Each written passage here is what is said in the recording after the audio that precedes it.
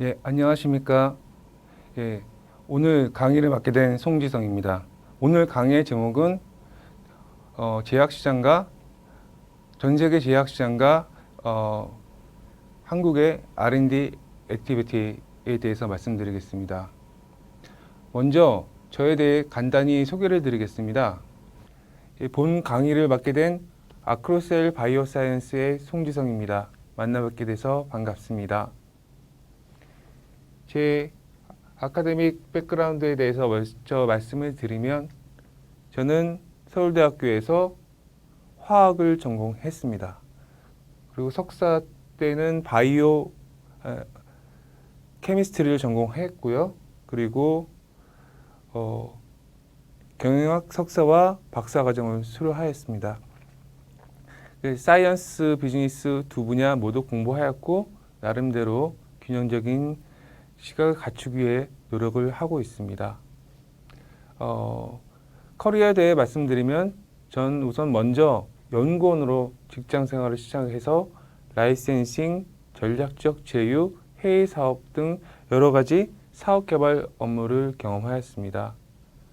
첫 직장인 LG생명과학 그리고 외국계 제약사인 바이엘 코리아를 거쳐서 현재는 아크로셀 바이오사이언스에서 칩 오퍼레이팅 오피서로 일하고 있습니다.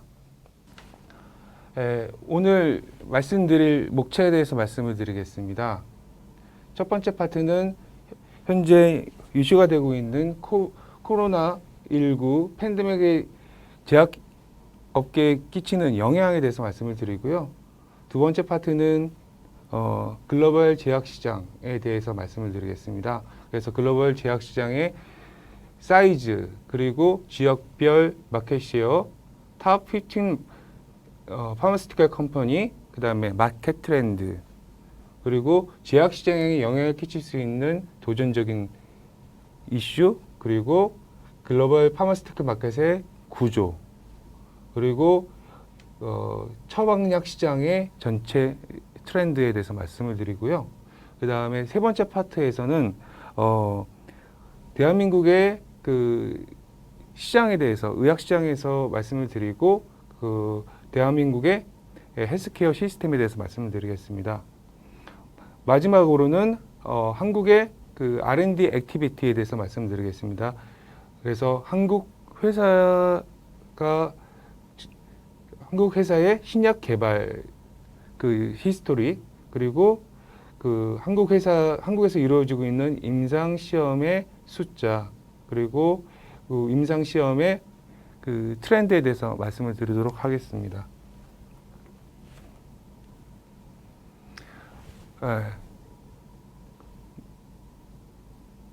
이번 슬라이드는 코로나의 그 영향에 대해서 말씀드리겠습니다. 코로나19의 영향으로 제약업계에도 긴 그림자가 짙게 그려졌습니다. 그래서 전 세계 사람들은 새로운 삶의 방식에 그리고 새로운 업무 형태에 계속 적응을 하고 있습니다. 그래서 그 사회적 거리두기 그리고 그다음에 락다운 그로 인한 경제 그 위기가 지금 경제 침체가 이루어지고 있고요. 그다음에 개인적인 측면에서 보면은 암만 해도 병원에 가는 횟수가 줄어들기 때문에 그 어떻게 보면은 이제 개인 차원에서 보면은 그 의료비 지출이 줄어들 수도 있고요. 그리고 일반적인 수술 건수도 굉장히 좀 줄어들었습니다. 그리고 의사들이 새로운 트리트먼트를 치료법을 하는데도 굉장히 제한이 있고 그래서 전반적으로 개인 차원에서는 헬스케어에 돈을 적게 쓰는 경향이 있고 그리고 의료보험의 커버리지도 되게 줄어들고 있습니다. 바이오 인더스트리 입장에서 보면은 그 많은 임상 시험들이 좀 연기가 되거나 아니면은 취소가 되는 경우까지 있고요. 그리고 새로운 투자 기회나 M&A도 많이 줄어들고 있습니다. 그리고 허가적인 측면에서도 보면은 허가 신청 후 허가를 획득한 과정까지 기간이 늘어나고 있습니다. 그래서 그렇지만 코로나19에 대한 새로운 치료법에 대해서 많이 지속적으로 치료법이 개발되고 있고 그 치료법에 대해서 많은 사람들이 기대를 하고 있습니다. 전반적으로 보면 바이오 인더스트리에서 백신을 개발한 회사들은 많이 그 수익을 얻고 있고요. 예.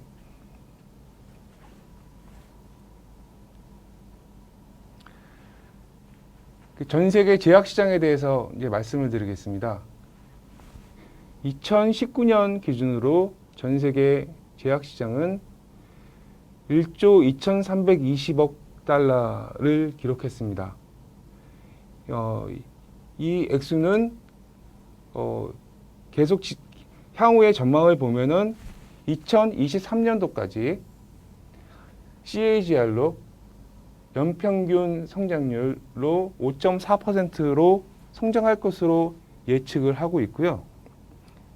그리고 2023년도에는 1조 4,940억 불이 전 세계 제약 시장을 1조 4,940억 불로 성장할 것으로 예상을 하고 있습니다.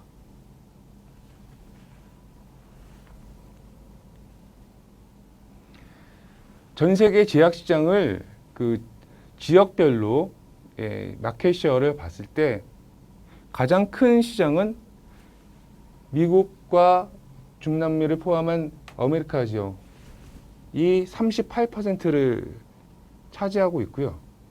그 다음에 유럽이 30%, 그리고 아시아가 29%이고 중동과 아프리카가 3% 정도 굉장히 적은 쉐어를 하고 있을 것으로 지금 현재 되고 있습니다. 그 제약 시장 크기는 실제로 보면은 인구수가 아니라 경제력에 비례해서 그 제약 회사들이 진출해서 비싼 값으로 의약품을 파는 지역이 그 의약품 시장이 큽니다. 예를 들면 미국이나 유럽이나 한국, 일본 같은 아시아 지역이 굉장히 크고요. 뭐 중국이나 인도 같이 인구는 많지만 그 과거의 경우 그 경제적으로 미국이나 유럽에 비해서 떨어졌기 때문에 제약 시장이 그만큼 성장하지는 않았습니다.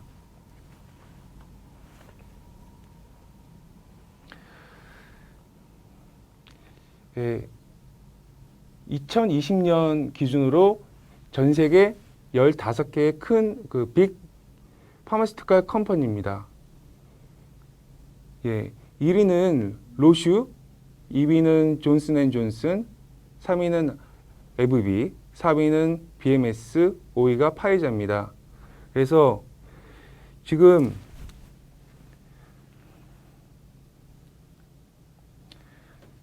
이 슬라이드를 보시면은 굉장히 예상보다 2020년도에 매출이 떨어지는 회사가 있습니다. 예, 앞에. 아니요, 다음. 코로나19로 인해서 이 전 세계 이 15개 회사의 매출이 약 49억 불 정도 줄어들 것으로 예상을 했습니다. 예, 가장 크게 줄어든 회사는 머크앤컴퍼니의 12억 불이고 가장 큰 이유는 사회적 거리두기로 인해서 환자들이 많이 방문을 감소하기 때문에 제약회사들의 매출의 거의 3분의 2에 해당하는 처방 매출이 가장 줄어든 게 그 원인이고요. 머크앤컴퍼니 같은 경우에는 키트루다 제품 자체가 약 4억 4,800만 불 줄어들 것으로 예상이 되고 있습니다. 반면에 GSK라는 회사는 특허 만료 품목인 그 호흡기 치료제의 수요가 갑자기 그 코로나 때문에 증가했기 때문에, 그리고 HIV 치료제의 비축이 갑자기 늘어났기 때문에 6억 5천만 달러 성장할 것으로 예측을 하고 있습니다.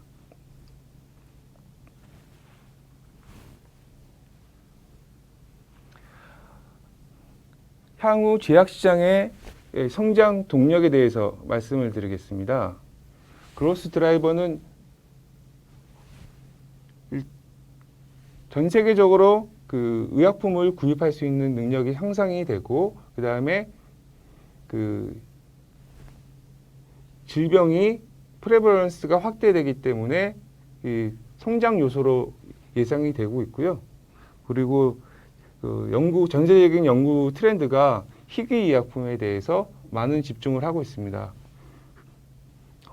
그동안 오픈 드럭에 대해서는 많은 회사들이 관심을 가지지 않았는데, 그 기초적인 그런 의료 수요가 충족되고 나서는 그동안 소외되었던 이런 희귀 의약품에 대해서 많은 회사들이 관심을 가지고 있고, 이쪽 시장이 굉장히 많이 늘어나고 있습니다. 그리고 최근에 수년 동안에 제네릭 의약품의 마켓쉐어가 증가하여 왔습니다. IQVIA에 의하면은 2016년에 미국에서 처방되는 의약품의 88%가 특허가 만료된 제네릭 의약품이었습니다. 가장 큰 이유는 제네릭 의약품이 가격적인 면에서 굉장히 저렴하기 때문에 정부하고 보험 회사가 급격히 증가하는 약물 비용을 줄이기 위해서 제네릭 제품 사용을 강력하게 유도하고 있습니다. 고령화로 인한 그 의약품 시장 확대는 전세적인 추세이기 때문에 의약품 비용을 줄이기 위한 노력이 전 세계적으로 또 이루어지고 있습니다. 그 의약품 비용을 줄이기 위한 노력이 대표적인 게 이제 제네릭 의약품에 대한 사용 유도가 되겠습니다.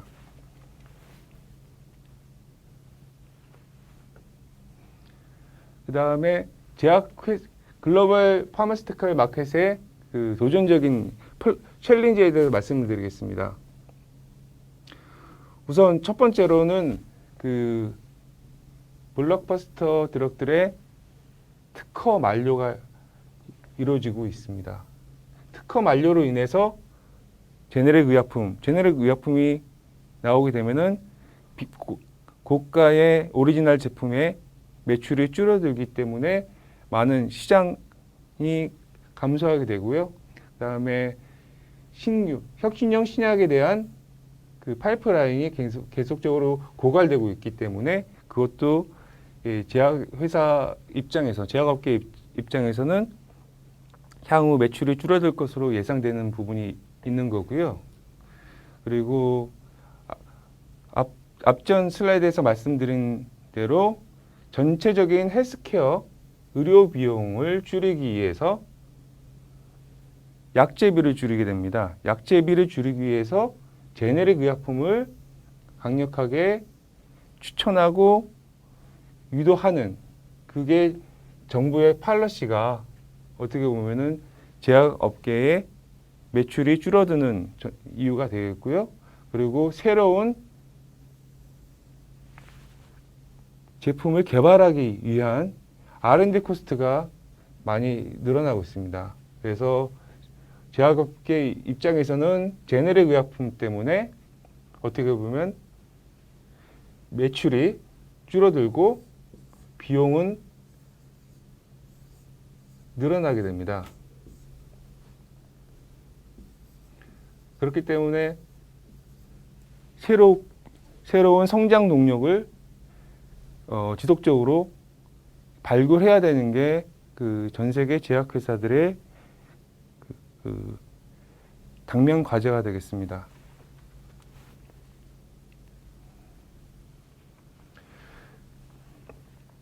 제약회사들의 구조에 대해서 말씀드리겠습니다. 제약회사들은 전통적으로 이제 세 카테고리로 이루어지게 되어 있습니다. 첫 번째는 빅파마. 많이 들어보신 뭐 파이자, 노바티스, 로슈 같은 그런 빅파마가 있고요.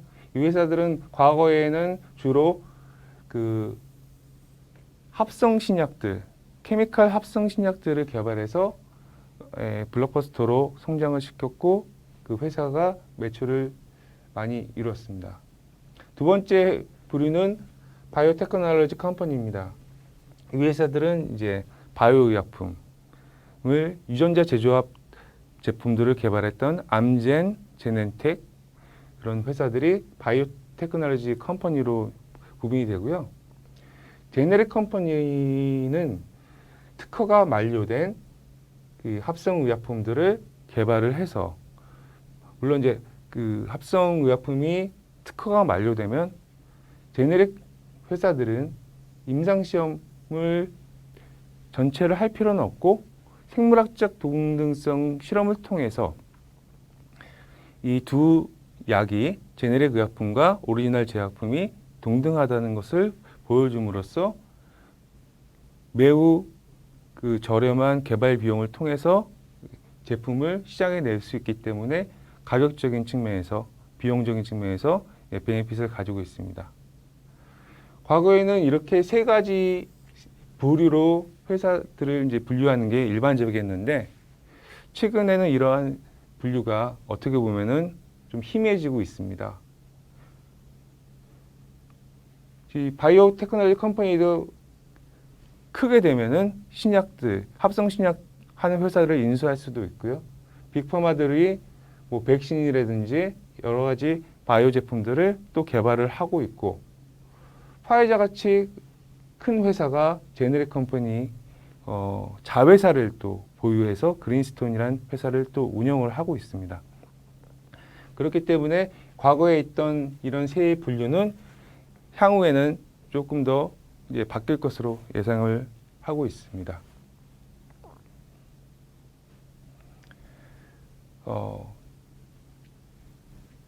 전 세계 처방의약품 시장에 대한 향후 전망에 대해서 말씀을 드리겠습니다.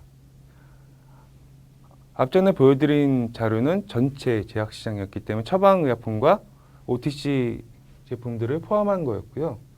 이 슬라이드는 이빌레트 파마에서 전 세계 그 처방의약품에 대해서만 이제 말씀을 드린 겁니다. 2020년부터 2026년까지 이빌레트 파마는 약 7.4%의 컴파운드 애니얼 그로스 레이트를 예상했습니다. 7.4%면 현재같이 어떻게 보면은 큰 시장에서는 굉장히 큰 성장률입니다. 2020년도에 비해서 2026년도가 엄청나게 크게 성장한 거고요. 과거에 2012년에서 2019년도까지 이 성장률이 평균 성장률이 약 2.7%에 이루었던 걸 비하면 매우 큰 성장률입니다.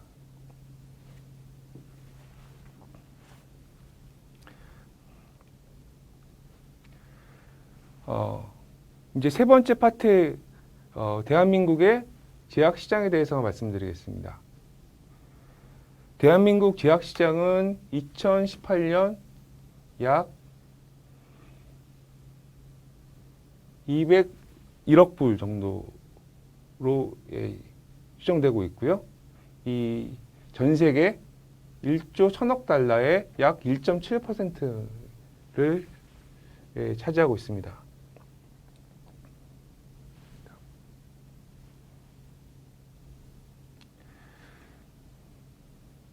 이 대한민국의 의약품의 생산과 그다음에 수출, 수입, 그다음에 전체 시장 사이즈에 대해서 이제 비교된 자료를 보시면은 생산은 이 노란색은 2012년 137억 불에서 2018년 184억 불 정도로 연평균 약 5% 정도 성장을 하였고요.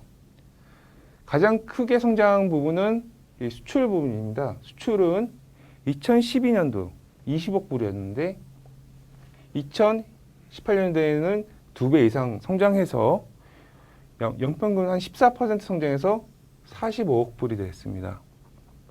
수입은 51억 불에서 184억 불 정도가 됐고요. 62억 불이 됐고요. 전체 시장 규모는 167억 불에서 201억 불 정도 이렇게 됐습니다. 이 중에서 바이오 의약품의 경우 생산액은 약 2조 6천억으로 국내 의약품 시장에서 한 10% 정도를 차지하고 있고요.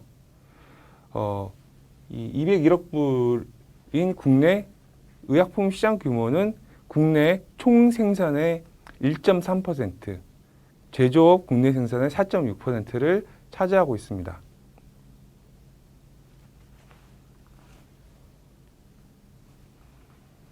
예.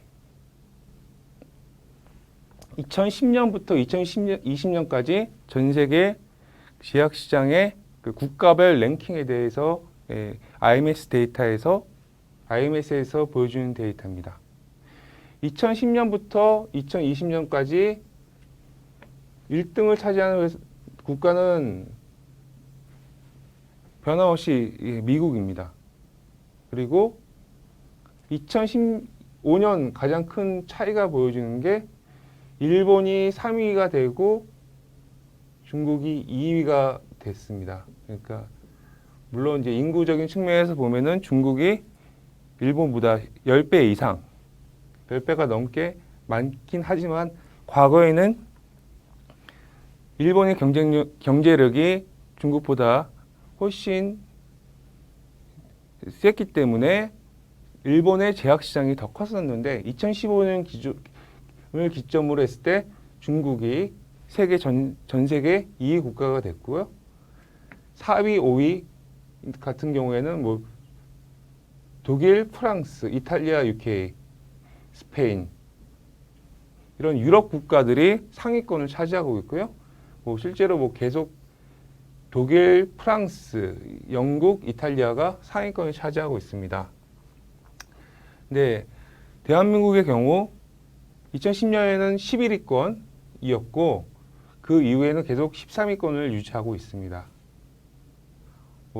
조금 특별한 경우에 있어서는 이 베네수엘라는 2015년도에는 11위를 2010년도에는 14위였지만 최근 경제 상황이 많이 악화되면서 2020년도에는 전혀 이 순위에 보이지 않고 있고요.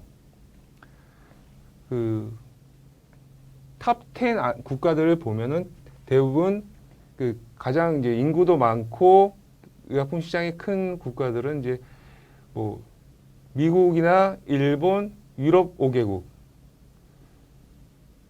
독일, 영국, 이탈리아, 프랑스, 스페인 이 5국가를 보통 이제 EU5라고 합니다. 그래서 EU5, US, 재팬, 차이나 이렇게 그 메이저 마켓으로 분류를 하고요. 대한민국도 최근에 2010년 말부터는 메이저 국가로 편입이 돼서 선진 의학 시장으로 분류가 되고 있습니다.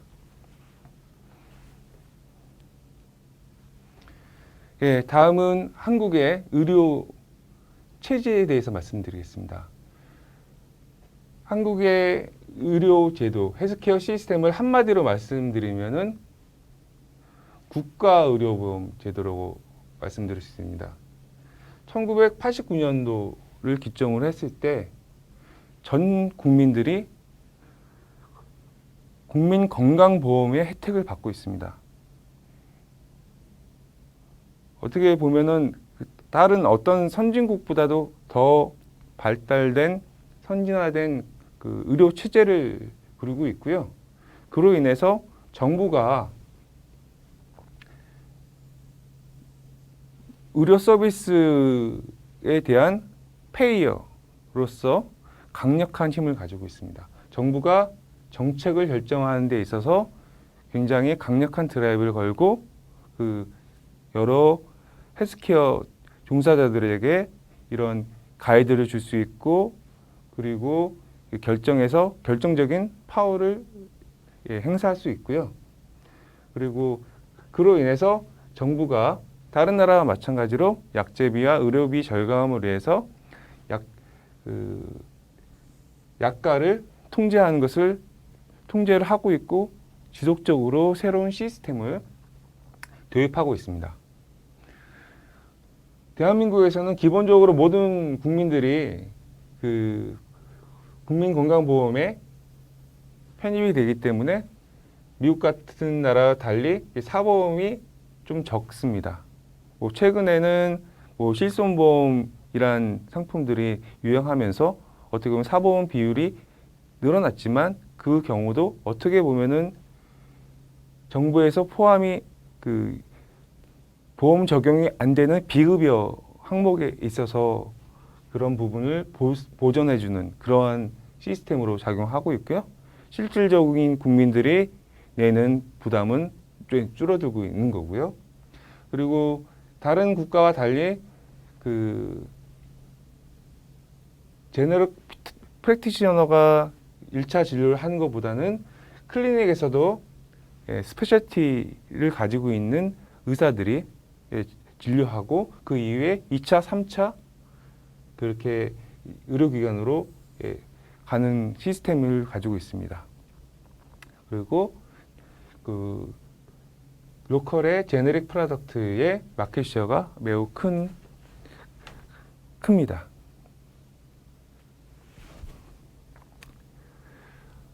대한민국의 그 한국 회사가 개발한 그 신약에 대해서 말씀드리겠습니다.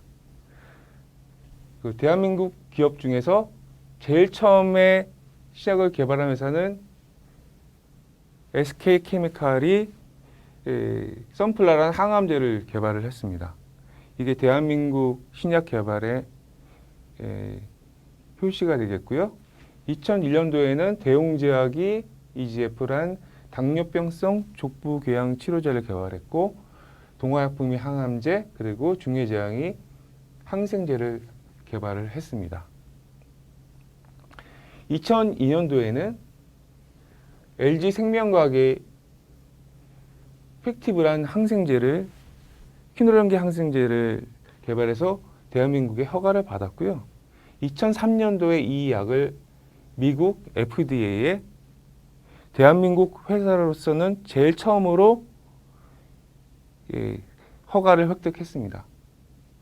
제가 이 당시 LG에서 근무를 했었고 옆에 팩티브 팀이 같이 있었던 걸 기억하기 때문에 어떻게 보면 대한민국의 제약 역사상 굉장히 뜻깊은 일이었습니다.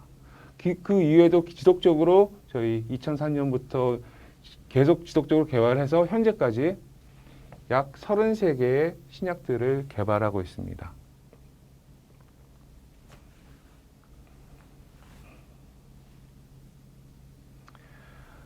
네. 다음은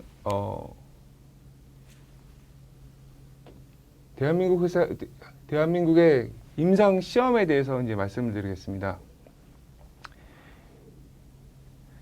지금까지 대한민국 정부는 제약산업 육성을 위해서 굉장히 많은 노력을 기울여 왔고요. 임상시험, 신약 개발을 위한 임상시험에 대해서 많은 투자를 했습니다. 여러 가지 지원을 해주고 연구비 지원, 체제 혜택을 줬기 때문에 어떻게 보면은 대한민국이 매우 높은 임상 연구의 기반을 다질 수 있었고 잘 정비된 허가와 리뷰 제도를 이제 보유하게 됐습니다. 그래서 대한민국 같은 경우에는 그 글로벌 임상의 아시아 쪽 허브가 되고 있어요. 그래서 많은 글로벌 제약회사들이 전 세계 임상을 디자인할 때 대한민국을 꼭 하나의 센터로서 메인 센터로서 집어넣기 때문에 굉장히 그 임상 시험이 증가하고 있고요. 우리 2015년도에는 약 202개 바이오 파마스텍 같은 경우는 이제 451개. 그리고 2016년도에는 226개, 387개. 이렇게 업다운이 있는 경우에는 임상 시험이라는 게 뭐 신약도 있지만 뭐 제네릭 제품도 있고 여러 가지 복합 신약도 있고 계량 신약도 있기 때문에 이런 거지만 전반적으로 보면 굉장히 우리나라 인구나 그 경제 규모에 비해서 굉장히 많은 수의 임상이 이루어지고 있습니다.